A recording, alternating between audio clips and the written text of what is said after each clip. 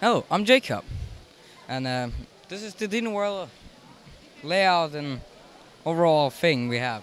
And how about this giant dino right here, right off the bat? That's the Brachiosaurus skeleton we actually built. So it's 63 centimeters high from bottom to top of the head, and that took a real long to build.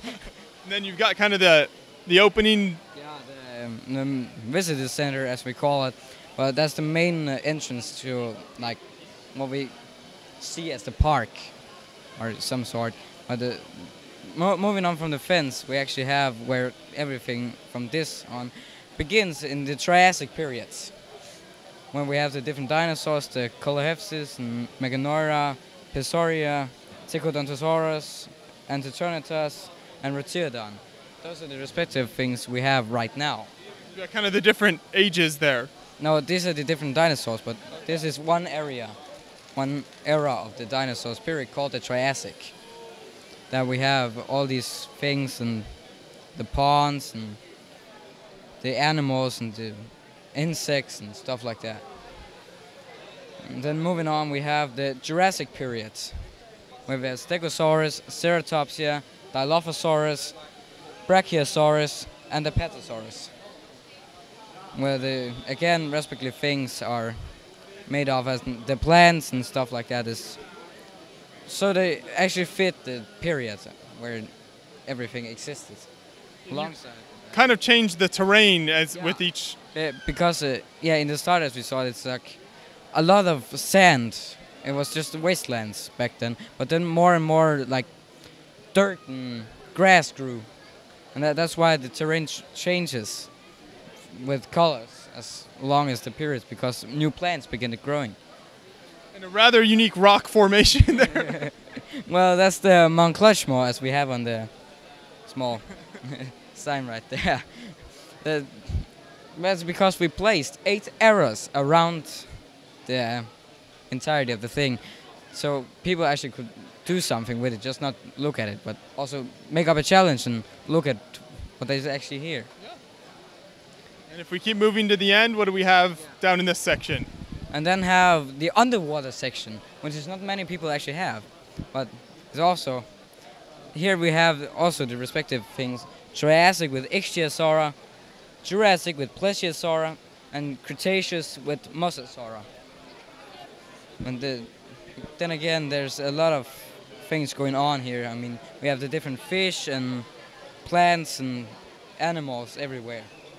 And then above we have the pterodons flying around the mountain, and also by all the dinos we have the skeletons alongside the actual animal that LEGO has produced. Otherwise, we've made them ourselves. Yeah, well, you captured the skeleton look of each of these very nicely.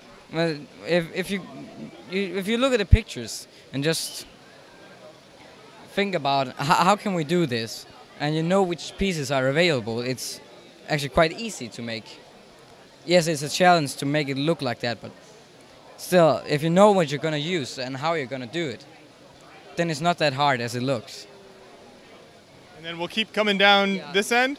By the Cretaceous periods, where we start off at the beach with the Hanlon, which is a giant turtle sort, or tortoise for those who are in that nation.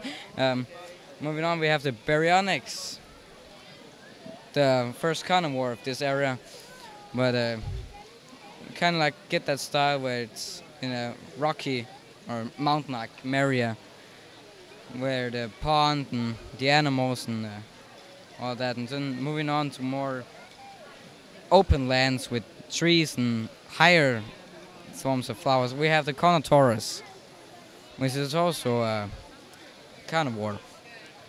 Moving on to the Triceratops, which is a favorite of many. This. We also try to regulate the plants and make them look like they're going to eat the plants because they're herbivores.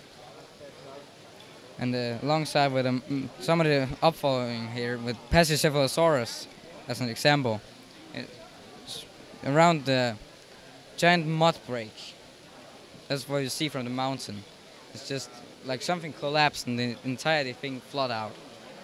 And over down here we just have some areas with the Ankylosaurus and Pachycephalosaurus. And there's not that much to say about it because it's not that big of an area yet. Then we have the Gallimimus, which is also a dinosaur from that area, and Brachiosaurus, which is a descendant of the Triceratops, and also an all-time favorite, Velociraptors, which there's been released so many of them, but we just picked just a couple of what we have in our arsenal, because there are so many. It's just ridiculous.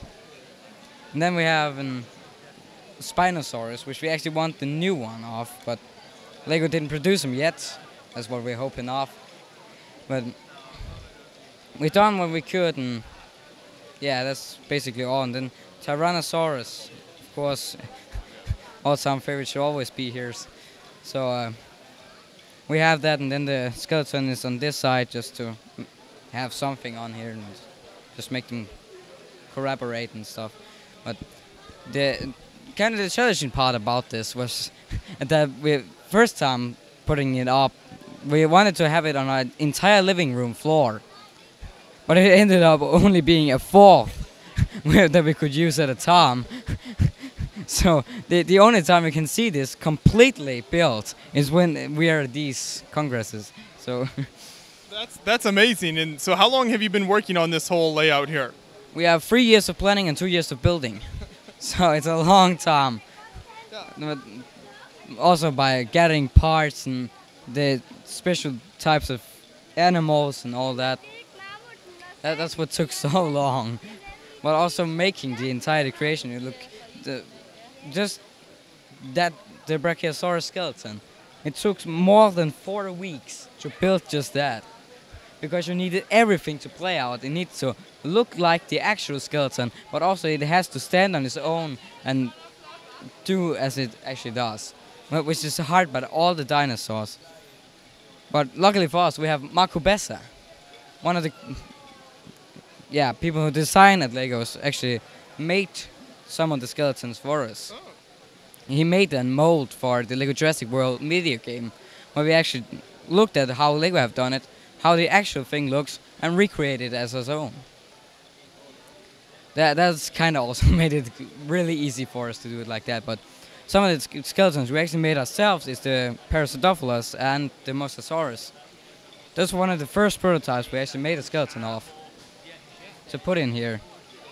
So hey, it's excellent work, and I love kind of the different eras you represented and the way you laid it out. So I'm glad you could bring the whole exhibit to Skærbæk. Thank you so much for taking us through everything. Oh, you're welcome.